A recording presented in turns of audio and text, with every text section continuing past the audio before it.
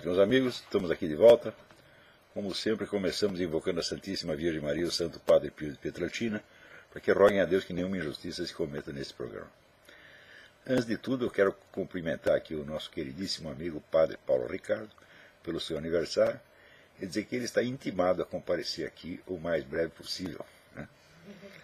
Também queria pedir a vocês que deem uma olhada no site notalatina.blogspot.com e que contribuam para a manutenção desse site, que é tão importante para a correta informação dos brasileiros a respeito do que está se passando na política latino-americana. É a única fonte confiável que nós temos no Brasil. É uma luta desproporcional que a editora desse site, a Graça Salgueiro, desenvolve sozinha contra toda a grande mídia brasileira. Muito bem. Também eu quero ler para vocês aqui dois artigos, um que eu mandei para o Diário do Comércio, outro que eu vou mandar hoje, que não está nem totalmente pronto, que eles vão dar para vocês, vão dizer, o quadro, a moldura, dentro da qual vocês podem mais ou menos compreender o que está acontecendo, inclusive, né, as perspectivas dos Estados Unidos agora com a segundo mandato do Obama. O primeiro artigo chama-se Quem Manda no Mundo? Nas minhas leituras de juventude, mais de 4 décadas atrás, poucas perguntas me impressionaram como aquela que dá título à segunda parte de La Rebelión de las Massas, de José Ortega y Gasset, Quem manda no mundo?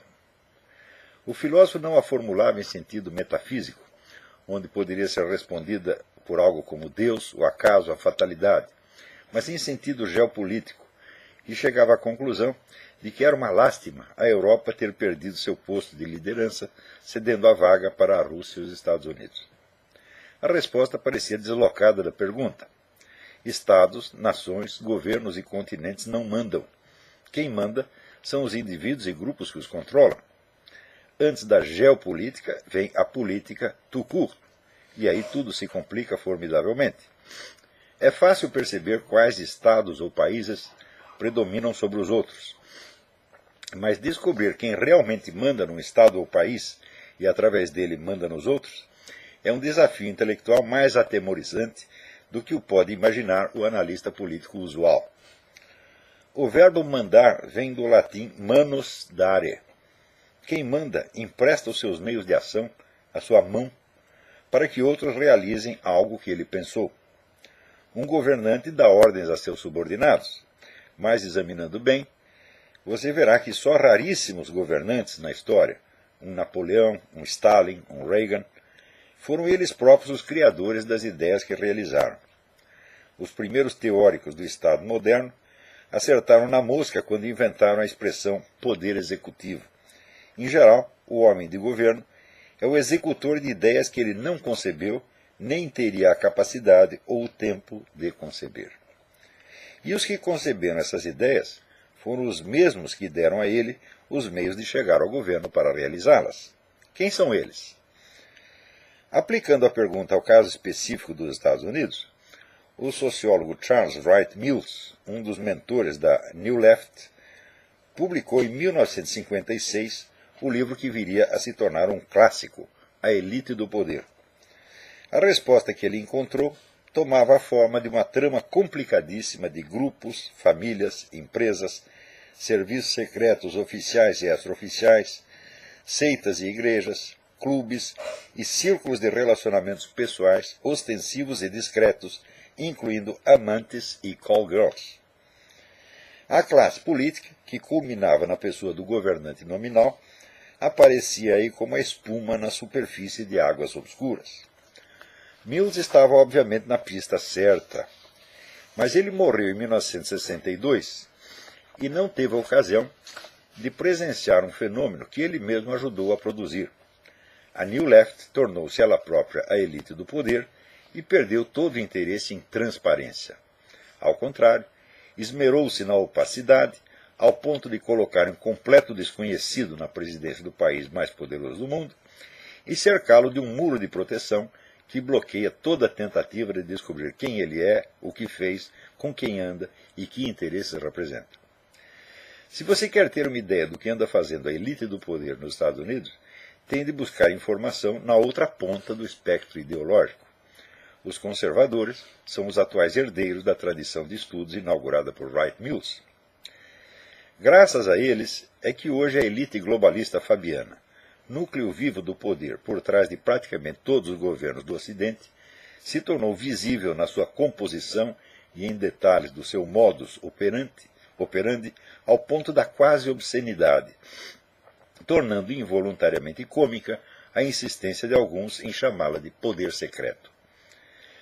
Clique no Google as expressões Council on Foreign Relations, Bilderberg, trilateral e similares, e obterá mais informações do que seus neurônios poderão processar pelos próximos 10 anos. Informações cujo nível de credibilidade varia desde a prova científica até a arrematada invencionice. Em compensação, pouco ou quase nada se sabe das fontes profundas do poder na Rússia, na China e nos países islâmicos. Mesmo as descrições que temos da classe dirigente visível nessas regiões do globo são esquemáticas e superficiais, sem comparação possível com o meticuloso who's who da elite ocidental. Isso explica-se facilmente pela diferença de acesso às fontes de informação. Uma coisa é pesquisar em arquivos e bibliotecas ocidentais sob a proteção das leis e instituições democráticas, podendo até nos Estados Unidos furar a barreira da má vontade oficial por meio do Freedom of Information Act. Coisa totalmente diversa é tentar adivinhar o que se passa por trás das muralhas impenetráveis do establishment russo-chinês. Nem a KGB nem os serviços secretos da China jamais deram acesso a pesquisadores independentes. Mesmo os arquivos do Partido Comunista da União Soviética voltaram a fechar-se após um breve período de tolerância, motivado não por algum súbito amor à liberdade, mas pela convicção ilusória, logo desmentida, de que os pesquisadores ocidentais eram majoritariamente simpáticos ao regime soviético. Quando perceberam que não era, fecharam tudo de novo. No mundo islâmico, por baixo da classe dirigente e da barafunda de grupos terroristas, estende-se uma rede inabarcável de organizações esotéricas, algumas milenares, cujo poder de influência é enormemente variado de país para país e de época para época. Essas organizações, que constituem o núcleo espiritual do Islã, a garantia profunda da sua unidade civilizacional e, a longo prazo, a condição de possibilidade da expansão islâmica mundial, continuam perfeitamente desconhecidas pelos analistas políticos ocidentais, jornalísticos ou mesmo acadêmicos. A diferença de visibilidade entre os grandes esquemas globalistas em disputa é fonte de erros catastróficos na descrição do conflito de poder no mundo. Em artigos vindouros explicarei alguns desses erros. Daí comecei a tomar aqui algumas notas para um desses artigos. Isso não está nem pronto ainda, mas já vou comunicar para vocês desde já. O mais óbvio dos erros a que me referi no artigo anterior é o de medir os gigantes pelo seu coeficiente de visibilidade apenas. Nessa escala, o establishment anglo-americano, para usar o termo de Carroll Quigley, fica tão mais volumoso que os outros dois parecem pigmeus inofensivos, empenhados bravamente num combate desproporcional.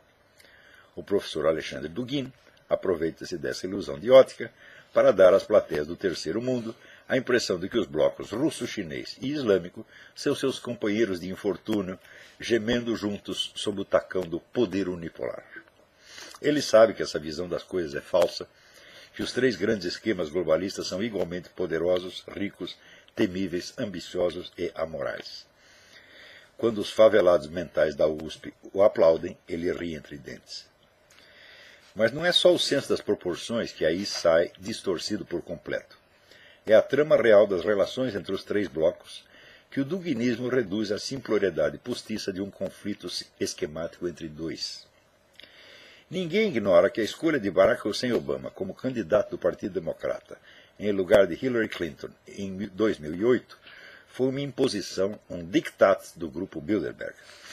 Também é preciso ter feito o juramento de cegueira para não enxergar que durante o seu primeiro mandato o ungido do globalismo fez tudo para desbancar o dólar e debilitar a posição dos Estados Unidos no cenário internacional, pôs o seu país de joelhos ante a China e a Rússia, e tanto no Oriente Médio quanto em suas políticas de segurança interna, deu mão forte aos arautos do Califado Universal.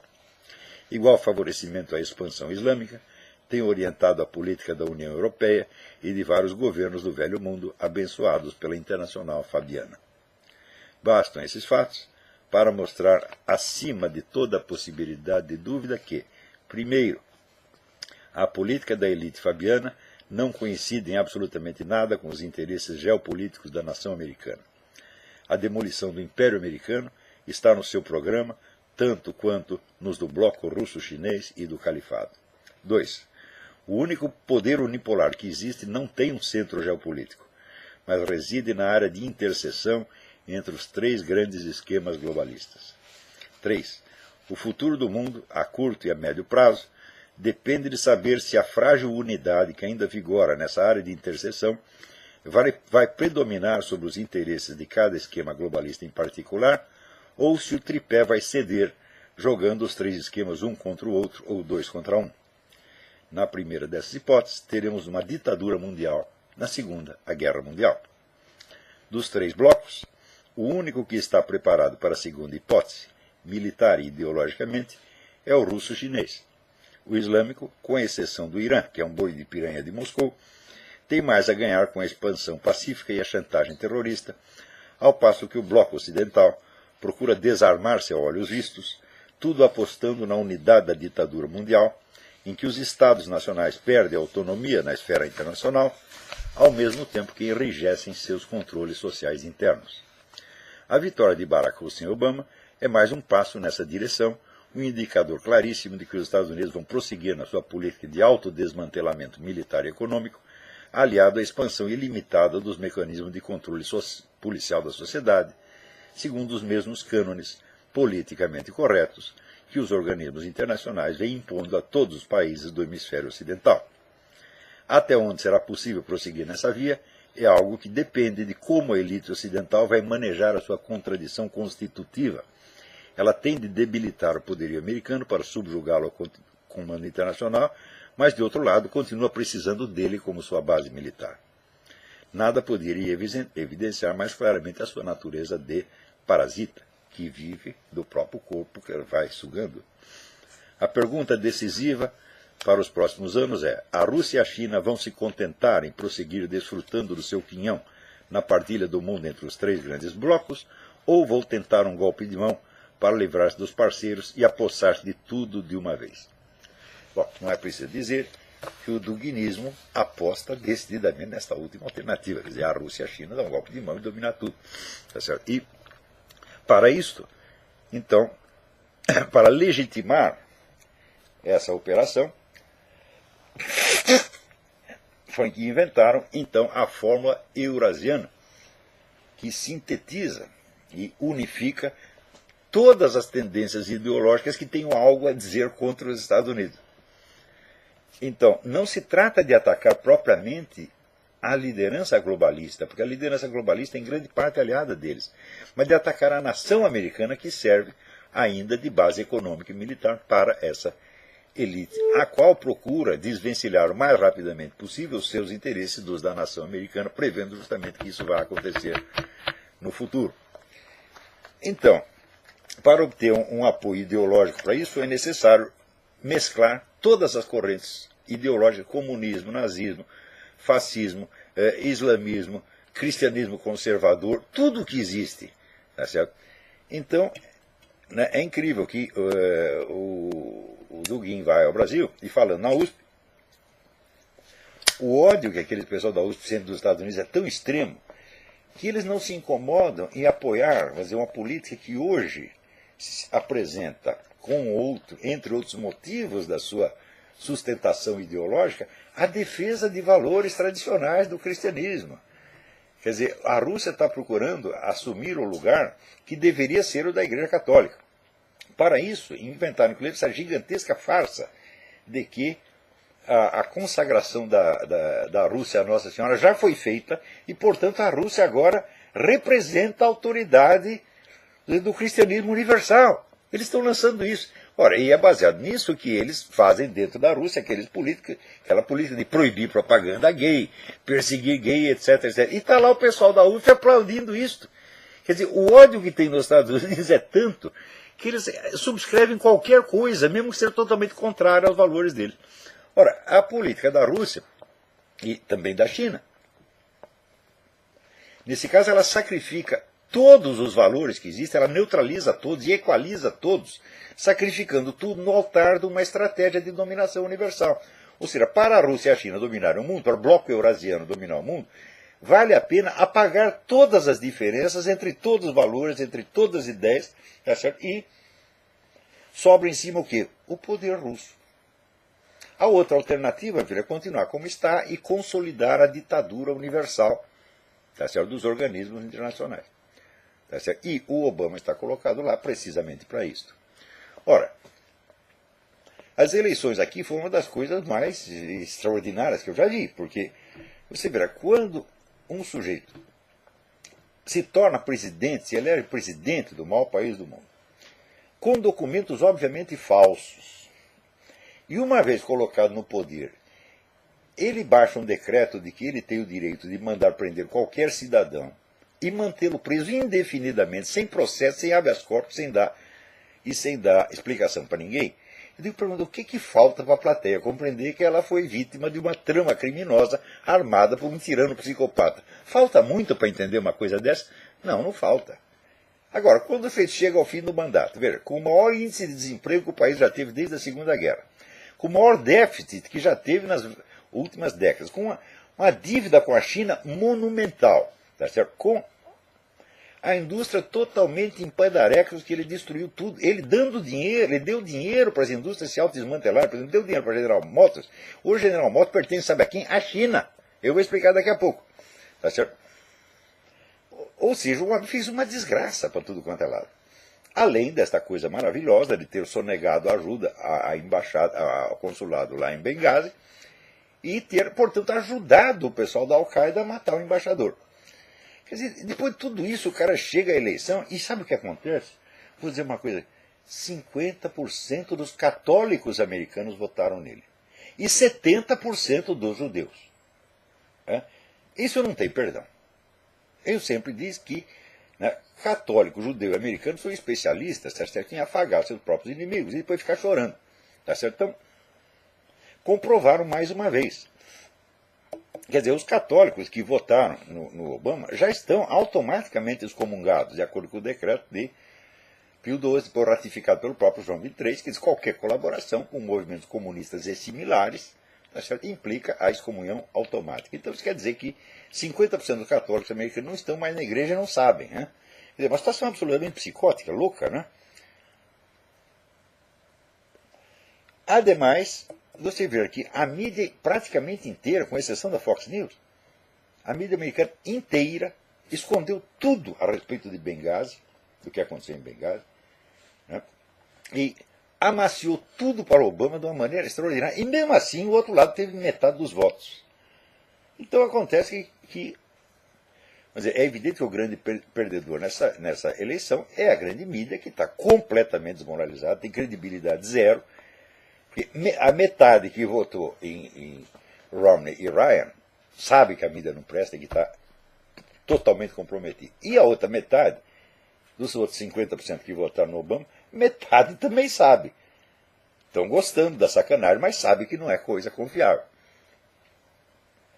Então, agora, quando nós falamos dessa ditadura mundial, eu ainda não estou seguro de se o pessoal republicano e conservador aqui sabe exatamente contra quem eles estão lutando. Porque não se trata de uma divisão tradicional de forças políticas dentro dos Estados Unidos. Não, eles estão lutando contra um esquema internacional, contra um esquema globalista que pretende dominar o mundo e do qual, obviamente, o Obama é um instrumento. Agora perguntei o quanto do eleitorado republicano, para não dizer os conservadores apenas, tem clara consciência disso. Quantos deles têm clara consciência de que um sujeito que se elege com documentos falsos não tem limite para o que ele pode fazer? É realmente um psicopata, é uma força louca que está solta e pode fazer o que quiser. Ele não está aí para concorrer lealmente com o adversário, mas ele está aí para destruí-lo por todos os meios possíveis. Tanto que nesta eleição, o governo legitimou e sancionou a intimidação dos eleitores pelos Panteras Negras, sancionou e legitimou a fraude, tá certo? Além de contar com o apoio de toda a grande mídia. Quer dizer, é claro que isso é uma briga de foice. Ora, o outro lado insiste, o outro lado cai no mesmo erro que cai no Brasil, o Zé Serra. Você está lidando com um bandido, com um assassino, absolutamente desprovido de quaisquer limites, quaisquer travas morais, um sujeito que se autorizou a fazer tudo, e você quer jogar com ele dentro da regra do jogo usual, limpa e polida. Isso é impossível. É como assim, um boxeador que entra no ringue, né, armado de soco inglês, faca e revólver.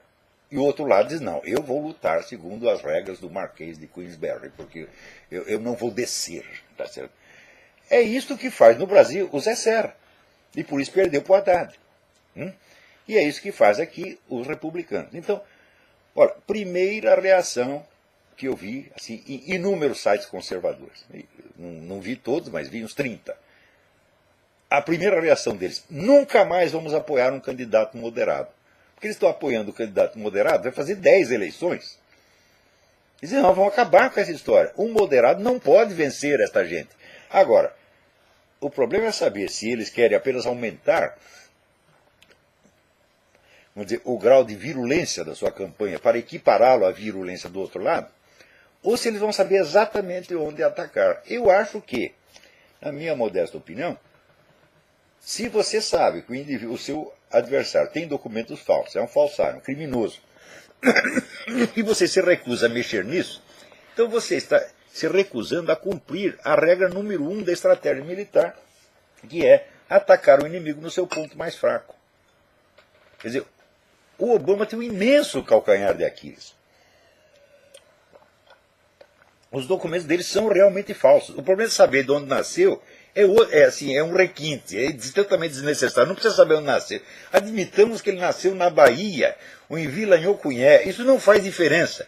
O que faz diferença é assim, o cara cometeu um crime do que aqui no Brasil se chama falsidade ideológica, ele falsificou seus documentos e se apresentou candidato com documentos falsos. Destruir esse sujeito é a coisa mais fácil do mundo. Mas todo mundo diz, não, isso é muito feio.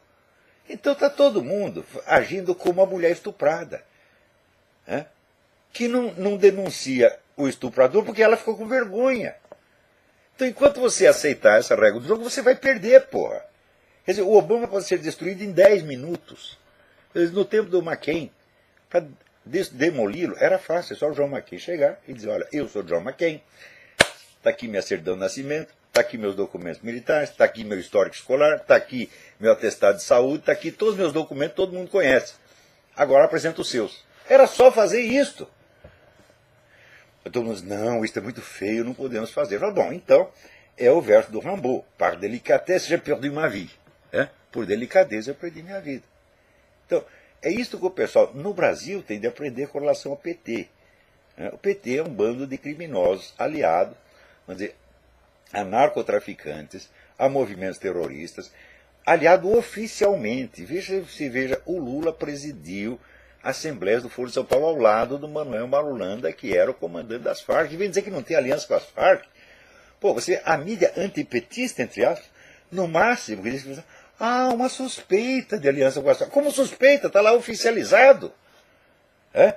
Mas ainda existem os discursos oficiais que o Lula fez, contando as suas atividades no Foro de São Paulo e a sua persistência e interferência na política externa de outros países.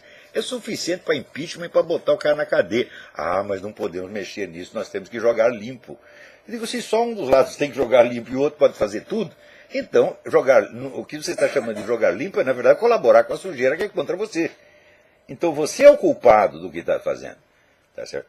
E essa culpa, eu digo, olha, a direita universal participa dessa culpa. Você vê aqui, em raríssimos países, você vê pessoas entendendo realmente o que se trata e até tentando entender. Tá certo? A pior coisa que existe é quando a situação mudou e você continua tentando explicá-la com as velhas categorias de pensamento que se aplicavam 20, 30 ou 50 anos atrás. Tá certo? Então, todo o bloco republicano aqui tratou esta eleição como se fosse uma eleição normal, quando evidentemente não é normal. Você está concorrendo, presta atenção, primeira coisa, você está concorrendo com um presidente em exercício que se arrogou o direito de prender você e manter você preso pelo resto da sua vida sem processo nem habeas corpus. É com esse que você está concorrendo. Quer dizer, ele tem uma arma por trás das costas que transcende toda a sua ambição de poder por 10 vidas adiante. E é com esse que você está concorrendo. É? Você está concorrendo com o cara que assistiu o ataque no consulado em Benghazi, ele estava vendo na televisão. E que recebeu aqueles apelos dramáticos pedindo socorro e não deu. Mandou todo mundo ficar, as tropas ficarem paradinhas e não interferirem. Por quê? Porque o próprio embaixador dele, que foi vítima, estava lá para fornecer armas para o pessoal da Al-Qaeda. Pior ainda, depois ele nomeia um investigador, agora queremos investigar tudo, e nomeia como investigador um cidadão chamado Thomas Pickering, tá certo? Que é um agente do governo que há tempos tinha conversações secretas com o Hamas e com a Fraternidade Islâmica, ou seja, é um parceiro, é um aliado do atacante, e ele coloca esse sujeito para investigar. Quer dizer, se você vê que o sujeito está fazendo tudo isso, e você não sabe que você está ali enfrentando, né, um adversário que não tem regras, que não é um adversário, é um inimigo, na verdade, se você não sabe disso ou não quer ver isso, então, meu filho, se você quer você mesmo cortar suas 2 bolas e dar para o gato comer, não é o gato que vai te impedir, é? Então, com relação ao esquema da ditadura mundial, você vê que a menina dos olhos dessa ditadura mundial é o conjunto de regras e valores politicamente corretos que eles querem impor ao mundo inteiro a ferro e fogo. Agora, por exemplo, a União Europeia inventou mais uma. Eu recebi aqui alguém pelo Facebook, me mandou isso. A novidade da União Europeia. Livros que exibem imagens da família tradicional, pai, mãe e filhos, devem ser proibidos, porque induzem a preconceito. Então, quer dizer, a imagem de uma família não pode mais ser exibida em público. Você pensa que é brincadeira, vocês vão rir e falar, mas isso é estupidez demais. Meu filho, essa é estupidez brutal, como foi imposta ao mundo por Stalin, por Hitler, por Mao Tse-tung. Todos estes inventaram coisas absolutamente estúpidas. É? Então, que num primeiro momento podiam até produzir risada, produzir riso. Mas que quando levados à prática se tornam uma coisa de uma violência monstruosa, brutal e ilimitada. Isso significa, ao mesmo tempo que a União Europeia faz isso, a ONU está propondo a criminalização universal da homofobia. Ora, nós sabemos que homofobia é a palavra mais indefinida que existe. Quer dizer, se você, por exemplo, tem um acesso de fúria, você bate num sujeito gay na rua, é homofobia. Se você faz uma piadinha a respeito dele, é homofobia. E se você diz, não, casamento entre homem e mulher, é também homofobia, tudo no mesmo nível. Ou seja, qualquer coisa pode ser homofobia desde que desagrade a elite gaysista. Tá certo? E se isso é criminalizado em escala mundial, o que acontece? Acontece que até você exibir uma fotografia de família se torna crime de homofobia. Entenderam? Nós estamos na mão de loucos, tarados, psicopatas. Gente perigosíssima. E você querer lutar com eles na base da polidez, realmente você cortar suas bolas e dar para o gato comer.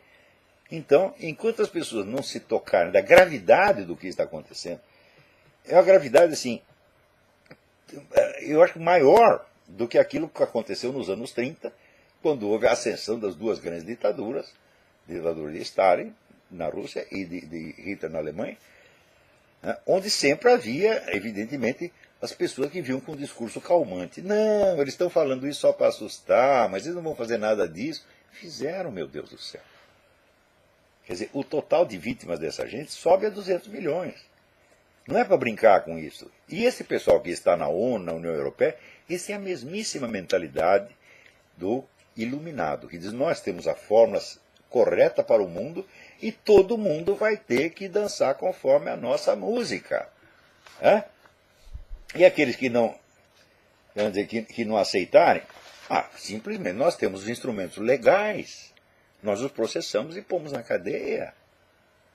Quer dizer, eles estão juntando na mão meios de poder para colocar na cadeia quem eles quiserem.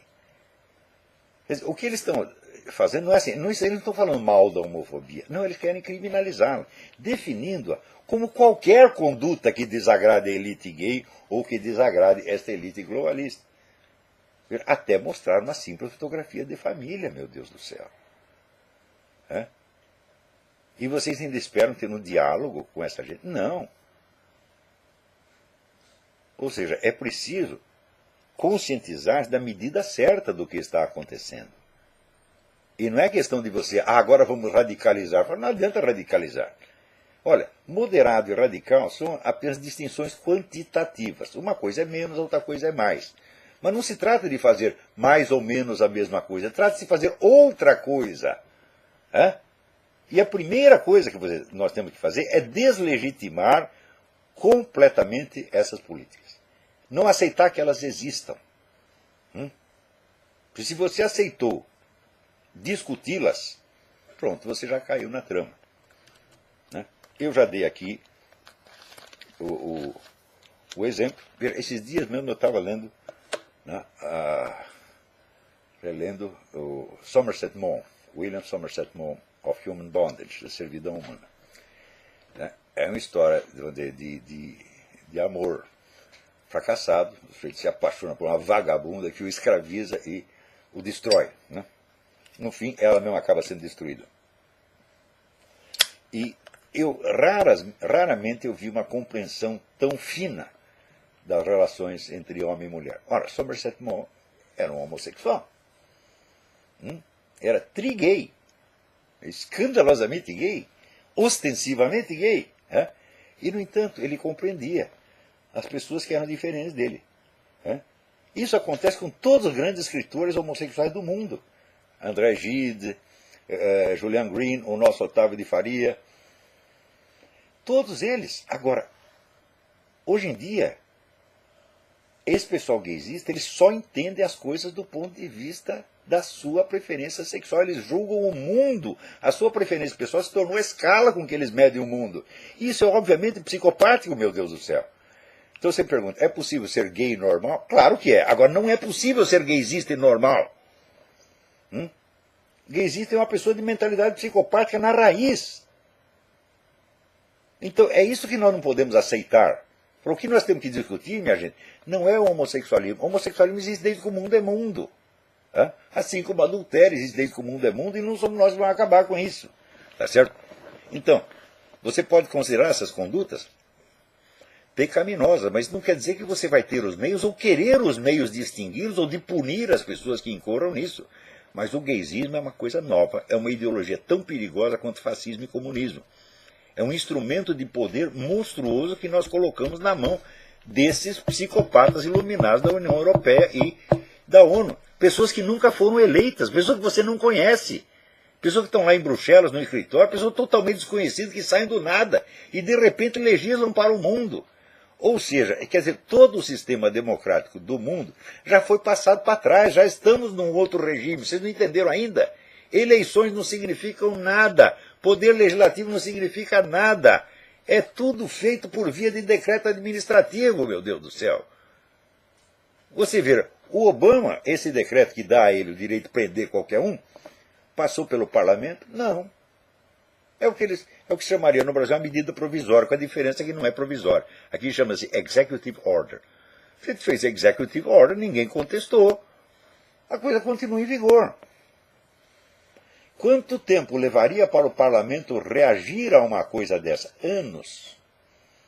Então, quer dizer, o parlamento já foi passado para trás. Agora o que interessa é decreto administrativo, Executive Order, medida provisória. Nós já estamos nesse regime. Até quando vocês vão se tocar? Portanto, não interessa que você leve para o parlamento, dá na mesma. Por quê? Mesmo porque esse pessoal tem meios de comprar todo mundo. Porque estão processando um mensalão, aposto, ou seja, já existem 10 outros mensalões funcionando. Isso é o poder limitado, nós já estamos nesse regime. A democracia já foi passada para trás. É uma nova situação que foi criada por técnicos em estudos que eles levaram meio século fazendo. Estudos de engenharia social, estudos de estratégia política, etc, etc. Ou seja, esse pessoal globalista, contratou os melhores cérebros do mundo durante 50 anos. Gente tipo Arnold Toynbee ou Carol Quigley, ou o próprio Aldous Huxley, que diz, vamos inventar um sistema pelo qual nós possamos governar a humanidade inteira. Então esta é a alternativa.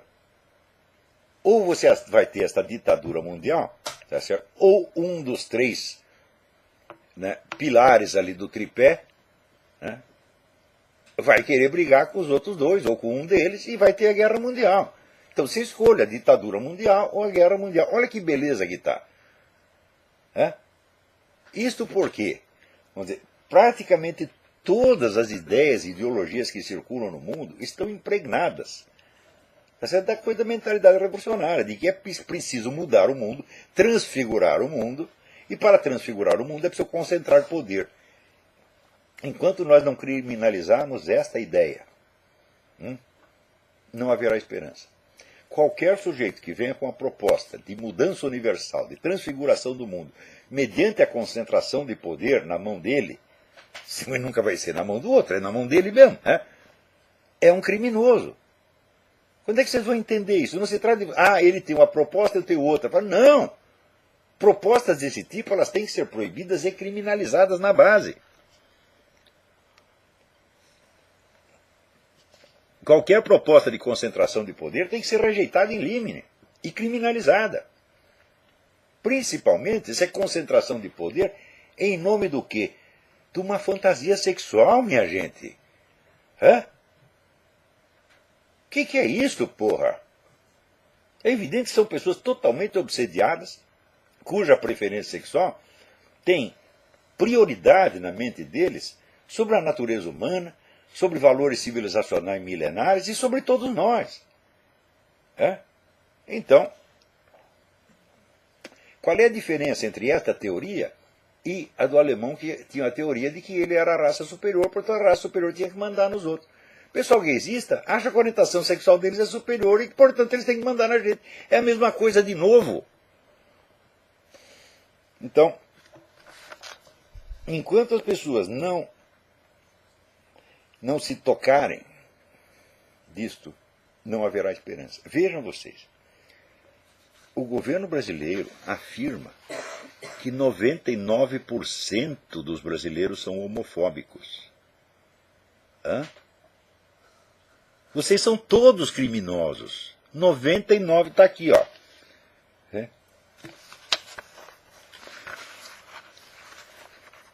No mesmo dia que a ONU diz que quer criminalizar a homofobia, olha aqui, um grupo de pesquisa ligado ao PT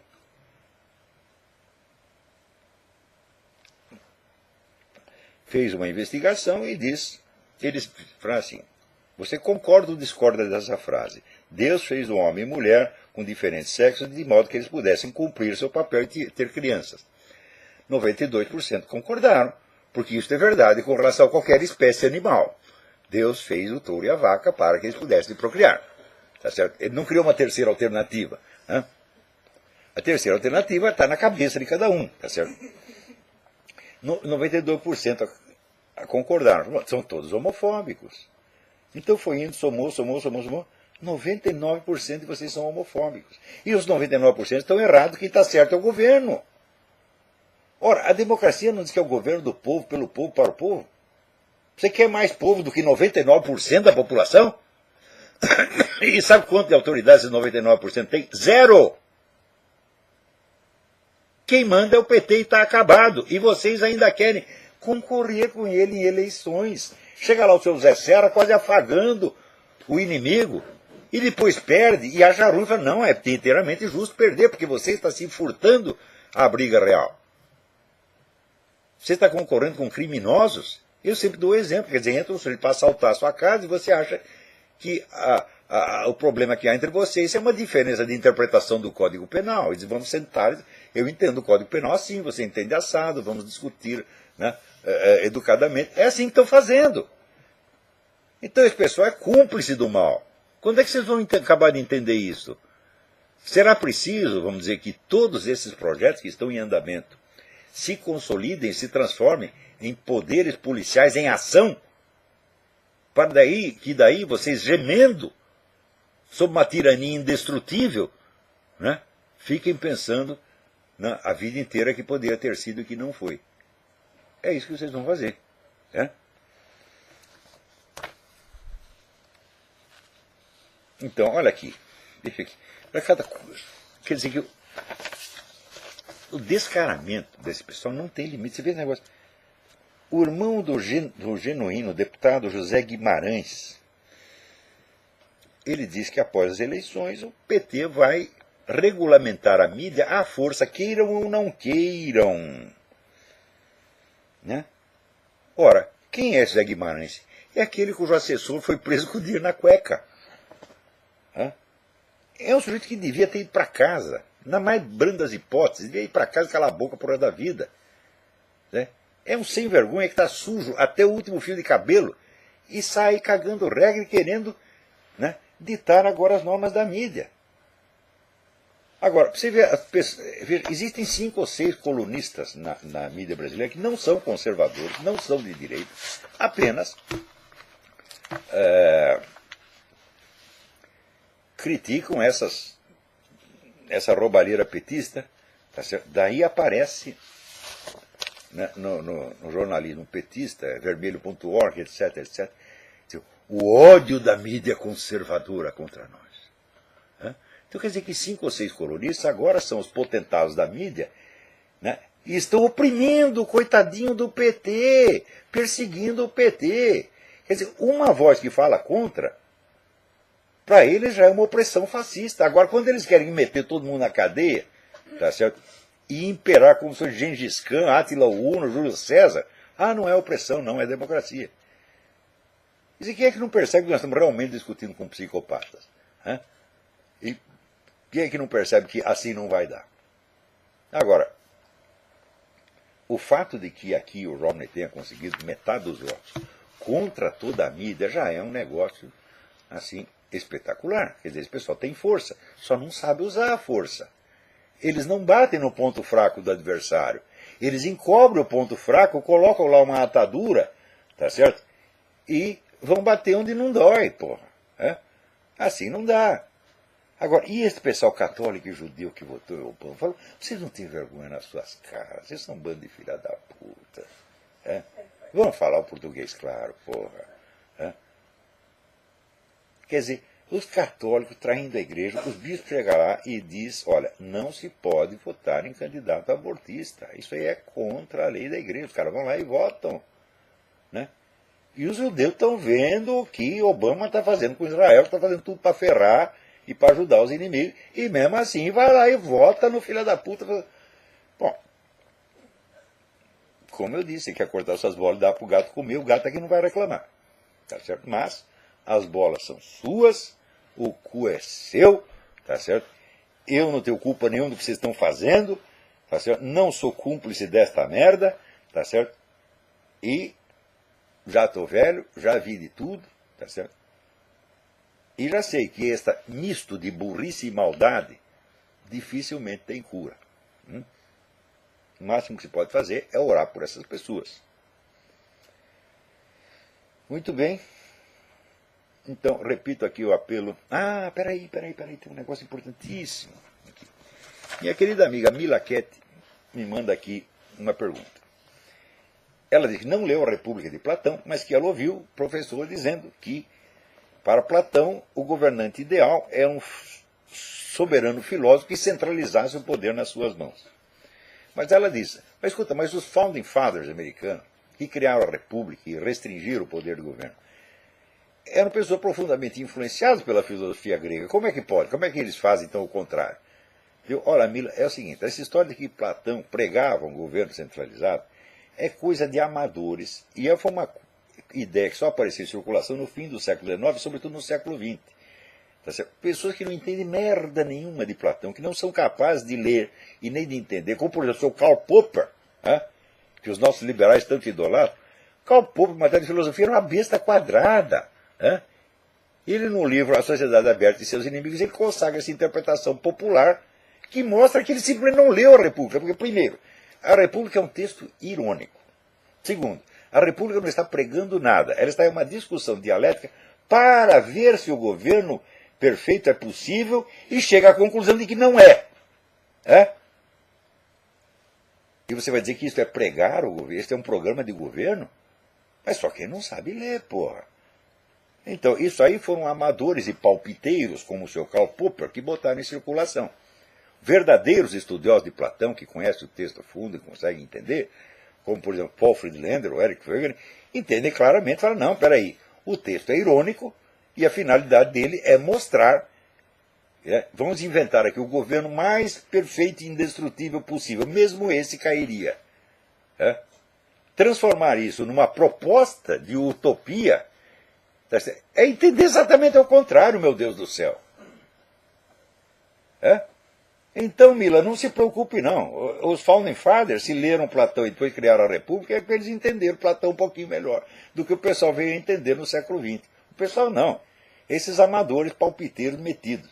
Karl Popper entendia um pouquinho de método científico. Um pouquinho. Agora, quando entrar em filosofia grega, era um amador, não sabia nada do que estava falando, era melhor ter calado a boca.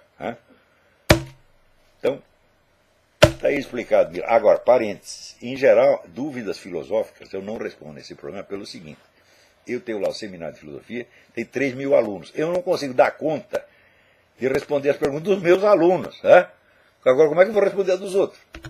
Respondi da Mila Quieto porque é uma amiga queridíssima, faz qualquer coisa que a Mila pedir. Mas os outros, não vem que não tem. Então, até a semana que vem. Muito obrigado.